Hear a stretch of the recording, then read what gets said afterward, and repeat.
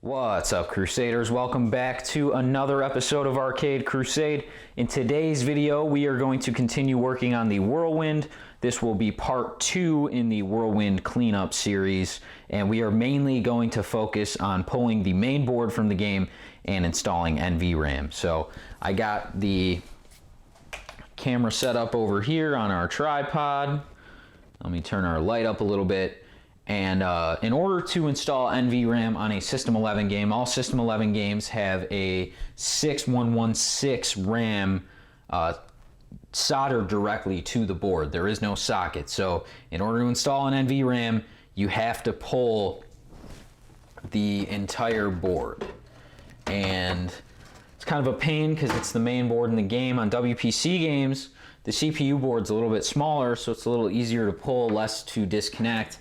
But on WPC games, you deal with the problem of smaller traces. It's not as bad to do on a System 11. So the main thing we are going to do here is just come in here with your cell phone and take a bunch of pictures of all the connectors and everything that gets hooked up here.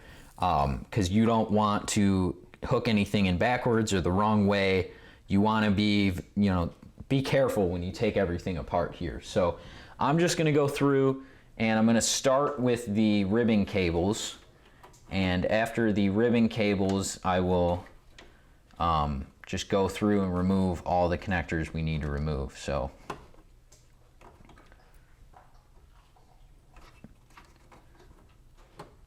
might take a little bit of wiggling. Just be careful when you remove the old pins. And we got our second ribbon cable, so that is out of the way. And now I'm just going to go through, and I'm trying to get out of the way so you guys can actually see what I'm doing here. Just go through and remove connector by connector. And after I disconnect them, I just kind of leave them hanging there, because when I put the board back in, I'd rather work around them and have them in the right spot than have to bend anything out of the way. So just slowly pull this one apart. I guess that's a separate connector.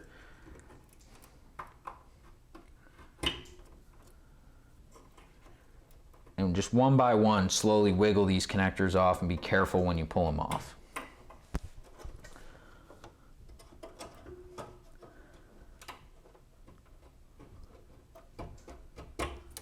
So I'm just going one by one and just wiggling side to side slowly, not putting too much pressure, and just dropping the connectors off one by one.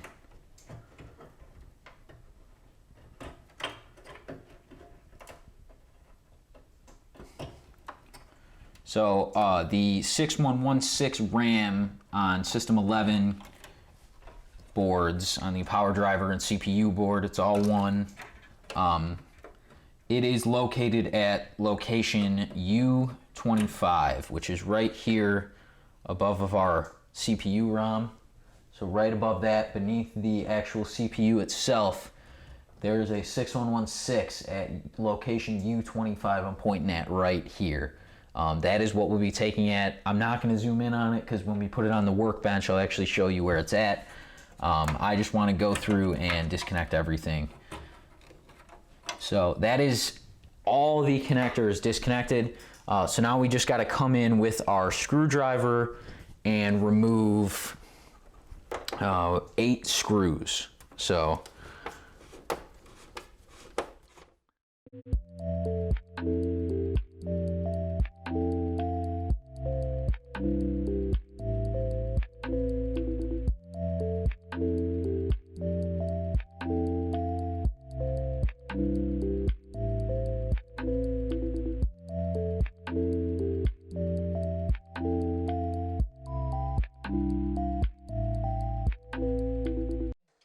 and now our entire board will have to just kind of work a little bit to get everything out of the way.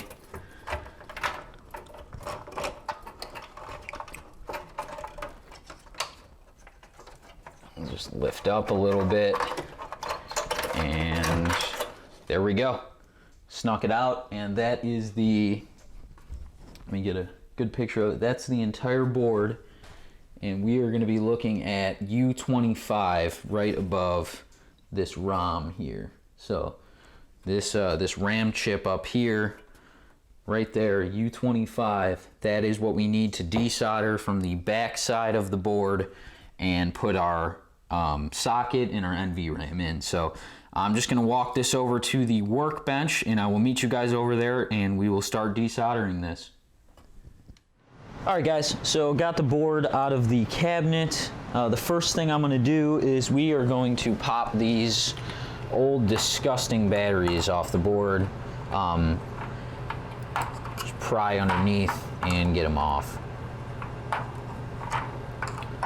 All right, so those can go. Batteries are gone, and now it is all in identifying where our RAM chip is at. And on System 11 games, it's going to be located directly at U25, which is right here. You can see it marked on the board.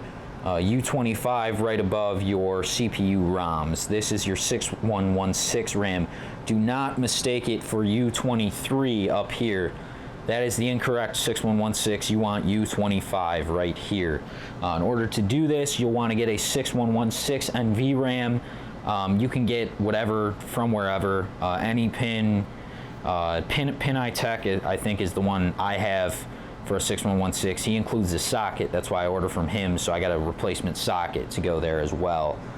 So we're going to be looking at U25, so we can go ahead and flip the board over and identify where U25 is at. And it's actually pretty easy to see because it's just got a couple weird solder joints because it was made for a bigger ROM that was not actually used. So let me just raise the camera up and I'll get this lined up for a good shot, and then we will desolder the RAM from the board, and then after we desolder the RAM, we'll clean up the joints if we need to, and then we will put our socket in. So let me get this lined up for a good shot and we will desolder the RAM with our desoldering tool. So we're lined up here, and right above this Rev A right here, you will see these two rows of pins are for your 6116 at U25. So the first thing I recommend doing before desoldering is just go ahead and take a flux pen or just any sort of flux, and it looks like mine dried up. Hopefully it's not fully dry. That'll suck. Hold on, let me press this on a box or something just to get the juices flowing on this. All right, there we go. It's flowing, it's not dried up. All right, so just rub some flux up the pins just the way that I did, and just come on both sides of the pins, and this will make the solder flow really nicely when you come to desolder. So this is why you add flux. So just a little bit of flux up and down these pins on both sides is what I like to do, just to get the joint nice and solid. All right, so that is it for our flux pen. We can put that to the side. And now I'm gonna come in with my new desoldering station, and I'm basically just going to come to our pin here, and you're just gonna come at it from above and get the solder to melt. And I'll get eye level just to get a good look. Get the solder to melt, and once it melts, we will suck with our vacuum pump. So, yep, and that cleared the solder, right away from where we want it to be gone. So, I'm just using two hands to be careful here. Yeah, and when you come down, don't apply too much pressure with your gun. Otherwise, you're just gonna you don't want to pull the solder joint. So, and that's it. I'm gonna leave the last pin just to keep that one in, and then I'm just gonna come to the other side, and we're just gonna work through these. So far this thing is wonderful. This works incredibly well. That hopefully should be completely removed from the board, and if we just put a little bit of pressure on that chip, it should just pull right out, and we can just turn our desoldering gun off. And just make sure when you're done just to pull the trigger and get any extra solder sucked out, just so it's not in there. And we can actually show how to clean that when we're done, but that should be all of U25 removed, and I'm just going to come in with a flathead and just lift up. Yeah, I mean, that popped up with like barely any effort.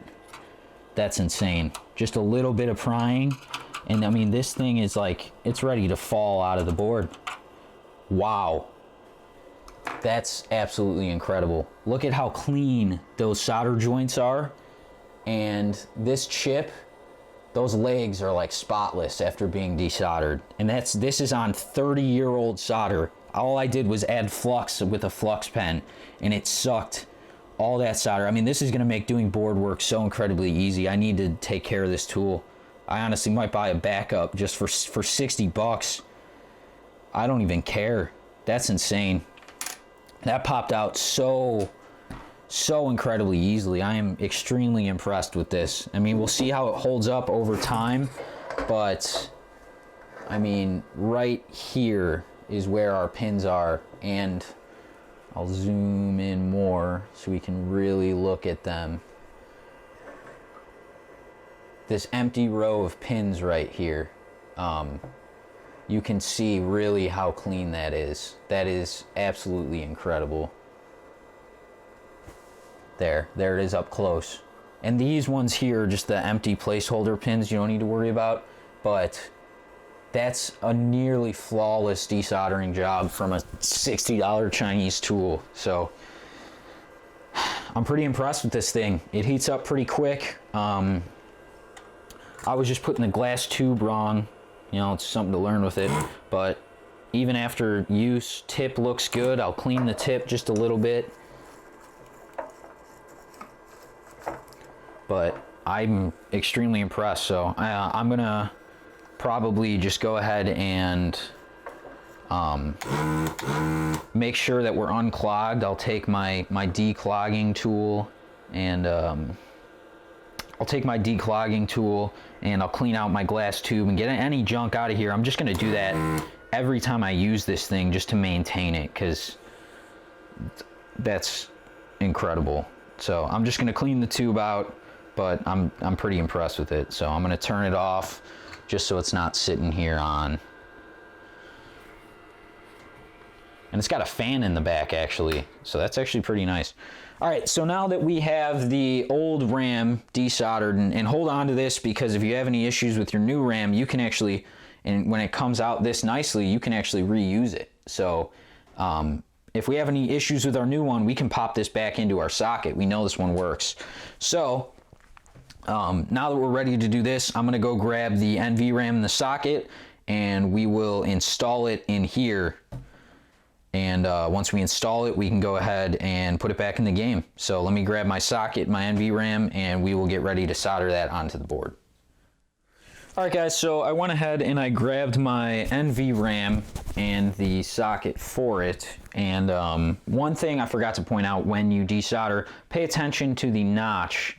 And every chip has a notch or a dot at the corner, and it signals where the first pin is at. So pay attention to that. In regards to the way we're looking at it, the notch is on the right side here. So when you install your socket, you want the right side where the notch is here. You want that on the right side. So your socket's gonna drop through, push it through. We're gonna flip it over and solder it. So I got my, and there is our NVRAM on the other side of this foam. So I have my soldering iron heating up. Let me just get a little bit closer here. And all we are going to do, we're going to pull our socket out of the foam here, and our socket is just going to drop right into the existing holes, and look at that, it drops in like nothing. So the way, just because of these holes being completely empty, basically we run into an issue here that these holes are so clean that our socket is just going to fall out if we let go, and it's falling out the way it is right now. So really what you want to do is you want to get it lined up exactly where you want your socket.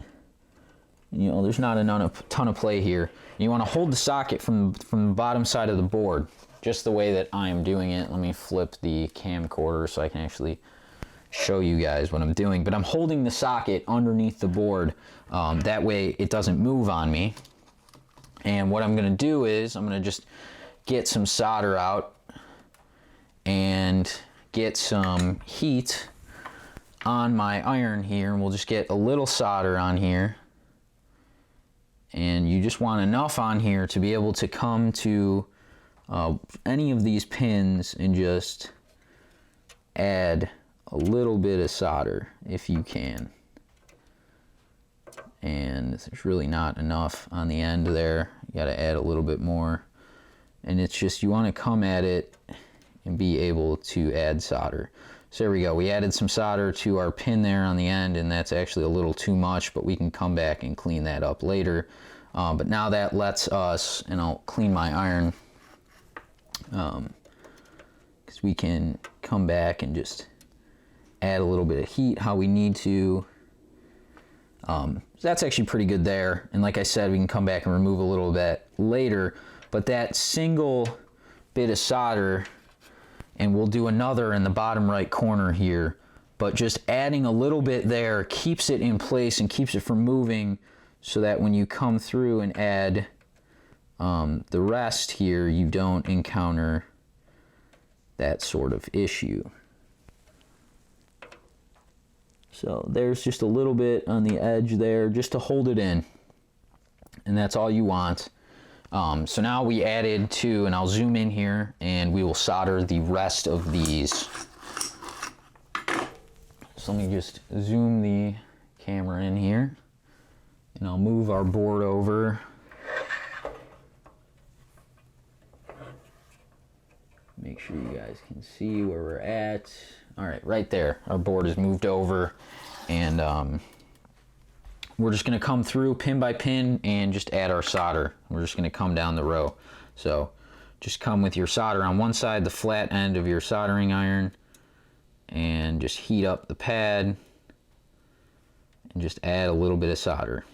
And you're just going to do this for every single pin here. And if you've done a cap kit or any other kind of board work and replace any ICs, you know, this stuff isn't that hard.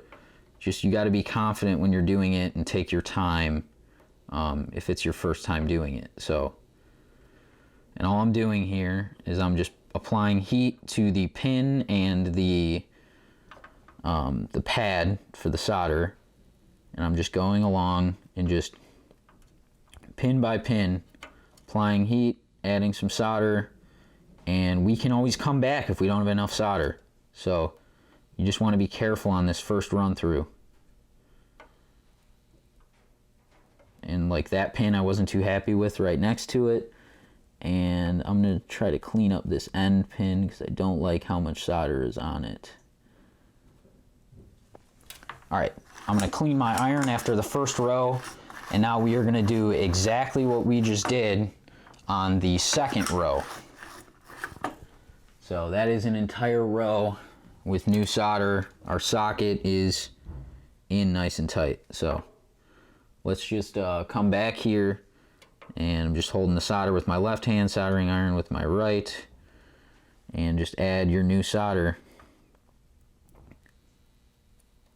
you know, hole by hole. And on WPC games, these traces are a little bit closer. You got to be a little bit carefuler, a little bit more careful, just because, and if you see, you got to be a little bit more careful because the tracers and the pads are a little bit smaller, so be careful, make sure you don't bridge anything. And one way to make sure you don't bridge anything is hold your soldering iron a little bit more straight. That way you don't really run into the chance of being able to bridge any solder. So I'm just going through and I'm touching up each one just to make sure I have enough solder on each pin. And just make sure you don't add too much. When it starts to gloop up on the end, come back and wipe your soldering iron, because you don't want it to gloop up, because then it might go to the next pin, which is you do not want. So I'm just going to keep going through pin by pin. Just add a little bit of solder.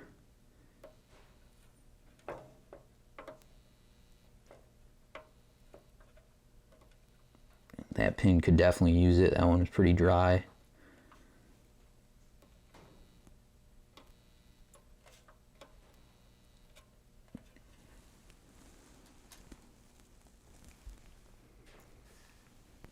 All right, and all of our joints there look nice and flowed, nice and even, just how we want our socket to be.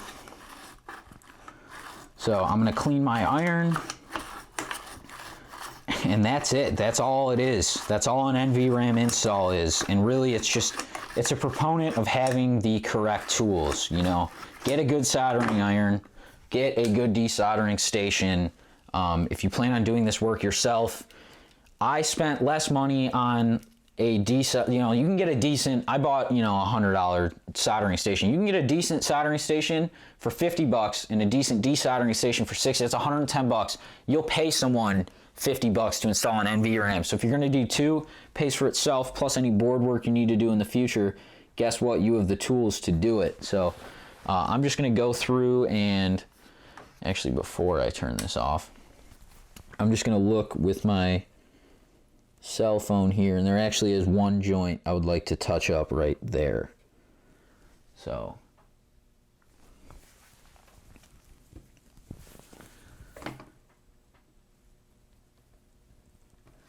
actually, no, just a reflection. These are perfectly fine.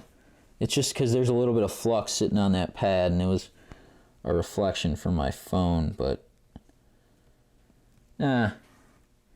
yeah, maybe I'll add a little bit to those first ones.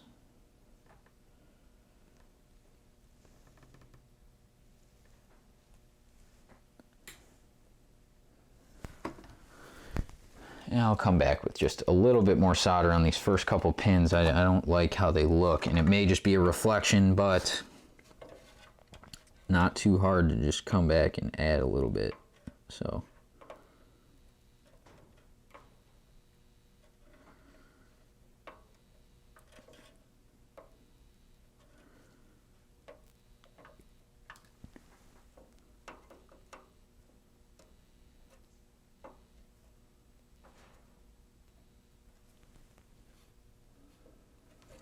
all right, those look much better now. I mean, they really didn't look that bad. I'd rather be safe.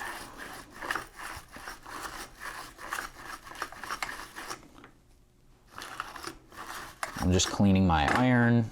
All right, we can turn that off and clean our solder up. And this is, if you guys are wondering, I just bought this off Amazon, and it is Mayum rosin core solder. It has some flux in it. It is a 0.8 millimeter 100 gram roll. I should have got a 200 gram roll, so I had a bigger roll. Honestly, I think I might order that just to have it. I find this is about the perfect size. 0.8 millimeters is perfect. Anything bigger is too big. Anything smaller takes too much. I think 0.8 or 1 millimeter is pretty good too. 0.8 or 1. That is what I recommend. So, and brand really doesn't matter. They're all coming from China now. So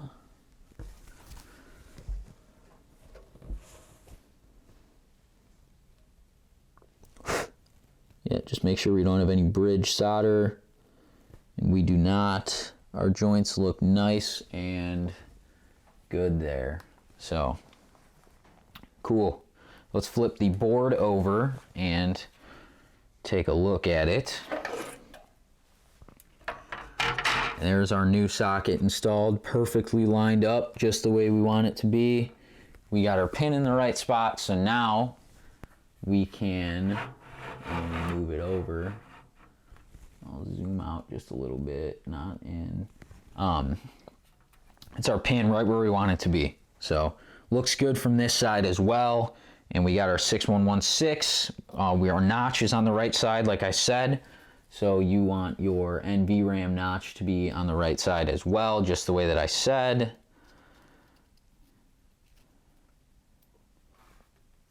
And pretty much all this is he took a Ramtron trip or whatever he's using, and he just built a little pinout for it, a nice card with some pins so that it lines up really nicely. So now all you want to do is you want to get your pins. And what the socket allows you to do is now you can just pop chips out. So if this NVRAM ever goes bad, guess what? It's socketed on the board. So not something you need to worry about in the future, which is exactly what you want. So what I like to do is I just get it sitting perfectly in the socket, nice and centered on all the pins. And then all I do is just apply some pressure and push the NVRAM into the socket. So push down there, and the other side could use a little bit of a push. There we go. So that's fully in the socket, nice and tight NVRAM. We got our notch on the right side centered in the socket as well. That's a big thing. You don't want it not in the center. You want it to be lined up when you push it down, but it's just gonna pop in and give you normally you don't get a nice satisfying click on normal pins, but on those straight pins, they usually do click. So just like that, we got our NVRAM in. Solder looks nice and good on the back side, nothing to worry about there.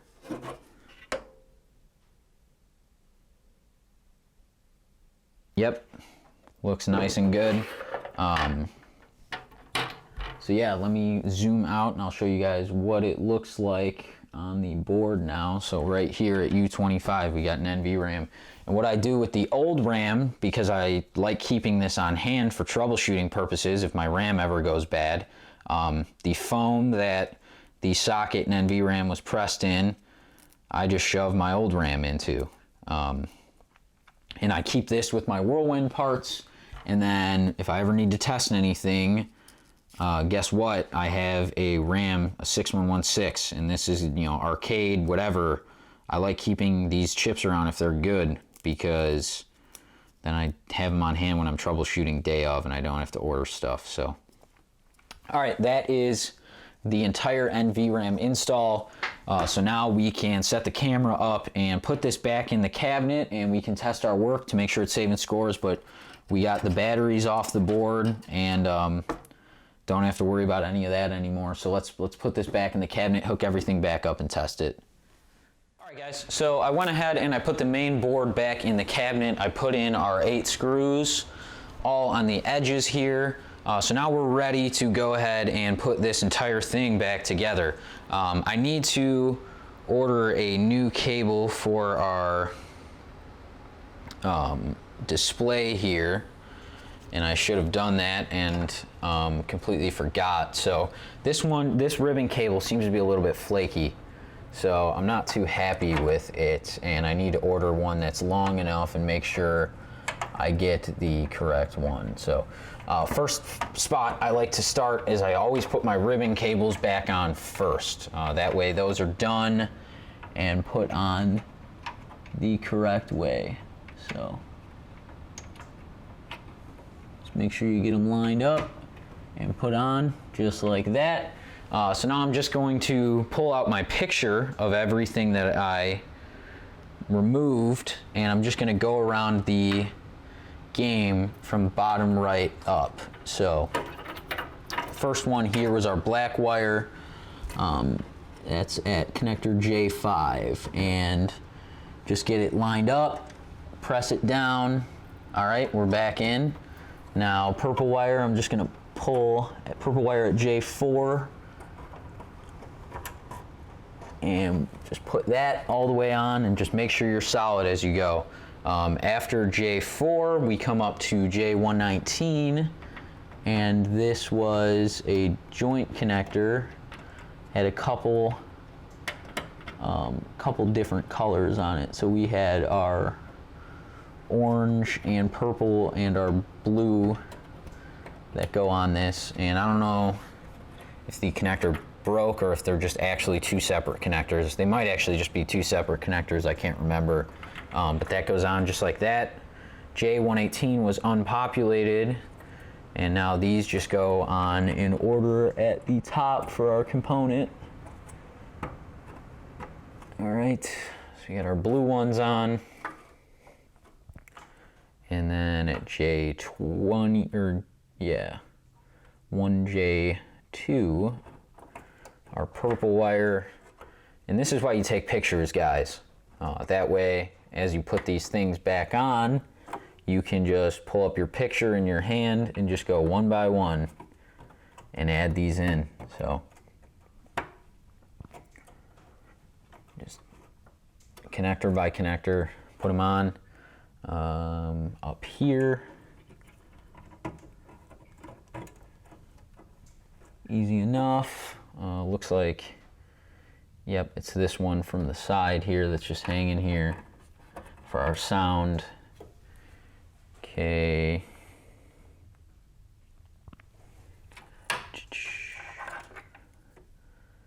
All right, looks like the one that's zip tied to this goes on J114 here.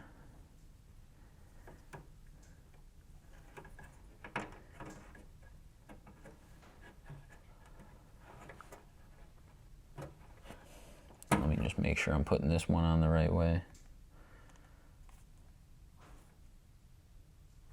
And blue wire on top. Yep, that's the correct way. Goes on this one right here. Okay, next, this one. All right, and now the entire bottom, these two, that's where, make sure you go under your gray wire here. Okay, so this one, just like this. Okay, all the way on. Then we got our gray wires, then our white wires come after that.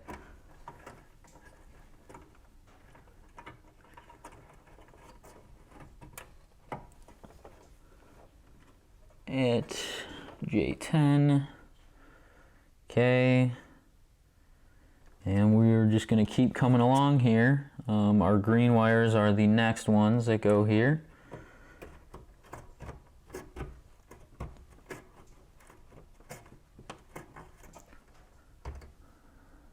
Then yellow, then red, and we are done. So looks like, yeah, green was on top of everything, so the way that it is the correct way.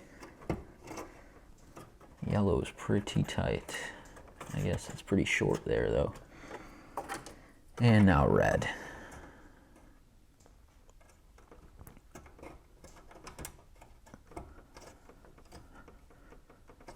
All right, so you can just double check all your connectors, make sure they're on nice and solid, your ribbon cables, and I need to get a new ribbon cable, I completely forgot, but this one has been holding up. It was flaky when I got it, and whenever they're flaky, I like to replace them, because you never know how long that fix is gonna last. So, all right, everything's hooked back up.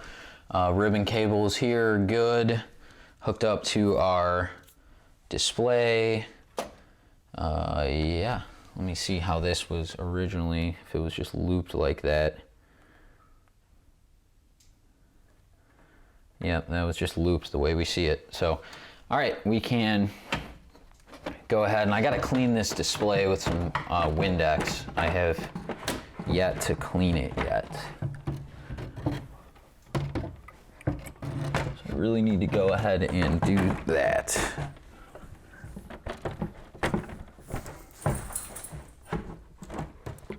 Oh, stuck on the side there. All right, that's hooked back up just the way we want it. Let's go ahead and close this. We can zoom out and let's see if the game turns on. Oh, forgot I have it unplugged. That would be helpful. Let me plug it in. And now we will see if the game turns on.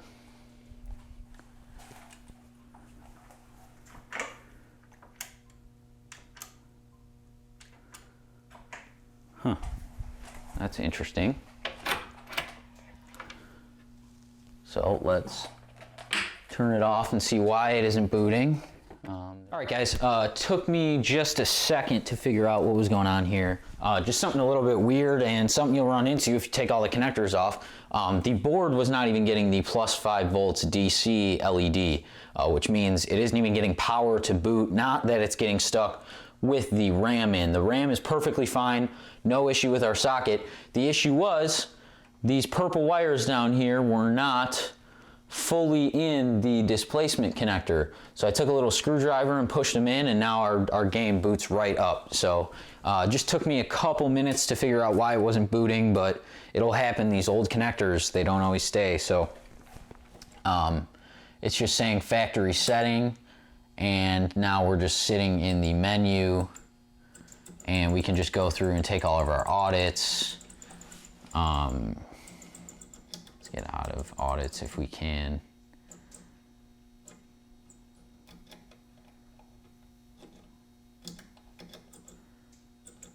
That just tells us factory settings. All right, let's skip forward, see if we can get it out of audits. So we know for sure that everything is changed here. Replay credit, we can edit this, and we could change it to extra ball. Yeah, that's just forward and backwards. So I think if we hit start here, yeah, we can give ourselves an extra ball on replay. Cool. We'll go forward, special award, ball instead of a credit. Match feature, sure, I don't care, 10%. Balls per game, 3. Tilt warnings, 3. Extra balls, 6, sure. High scores on, yes. These are all the basic high scores, the credits you get for high scores. Reset every... I don't want the high score reset to ever kick in, so what's the most we can do here?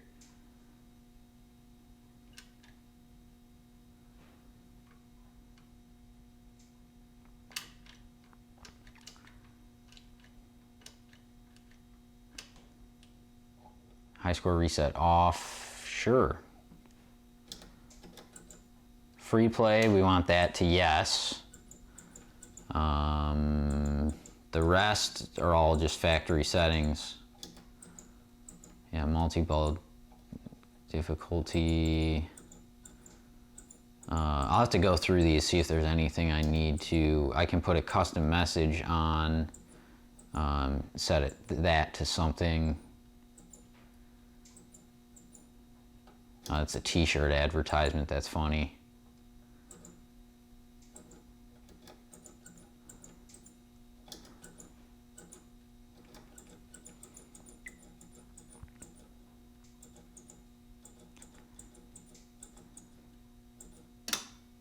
All right, so it's on free play now.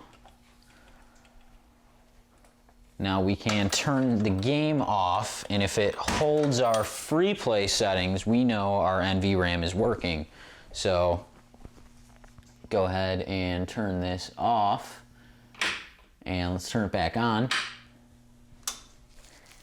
Yeah, and it holds our free play settings. If the NVRAM wasn't working, it wouldn't hold that, it would just reset right away. And we'll turn it off again just to make sure. Give it 5 seconds. All right, and we'll turn it back on, and it's free play. So our NVRAM is working exactly how it's supposed to. So our only issue there is that our purple wire for the 5 volts was just a little bit loose, and once we got it back in the connector, it booted right up. So no issue with the install, went pretty smoothly. And yeah, that's pretty much all I wanted to do in this episode. We still got to install the topper. I want to clean and wax, replace a few rubbers. I'm not going to do a full teardown, but I'll replace the sling rubbers and the star posts at the slings and stuff like that. So in the next one, I also got to order a new display ribbon cable. So we'll do that as well. But in the next one, we'll work on the topper, maybe start cleaning stuff up, swap that display cable. That might be it. It might only be a 3-part series. So pretty straightforward install on this one. Just be careful, get the right tools to do it. NVRAMs are definitely worth installing. You want to get those batteries off the board. You don't even, I don't even like dealing with putting a remote battery holder. With modern technology, you know, buy a nice desoldering tool, desolder that RAM, put your socket in, solder it, you're done. You know, that easy. All I had an issue with was a connector, but everything else is now back together, and we're working perfectly fine here. So that is just a basic. I mean, this also goes for installing NVRAM on any Williams game. On the early Stern Data East games, that RAM is socketed. It's a 6264 RAM. It's socketed. You can just pop the RAM out, slide one in. But on WPC, WC95, WPCS, System 11, System 6, you know, all the Williams games, they did not socket the RAM chip. So this install is universal for all of them. Exactly what we did. Desolder, put the socket in, that's it. So this can be applied anywhere, not just to Whirlwind. Just take your time when you're doing it. Take pictures of all the connectors. You know, just be careful when you do this stuff if it's your first time, and hopefully this guide helps you out. So thanks for watching, guys. We'll pick this one back up, and hopefully the next episode, otherwise a couple more based on when I get the parts that I need. But that's pretty much it for this one. Thanks for watching, guys. I'll see you in the next one.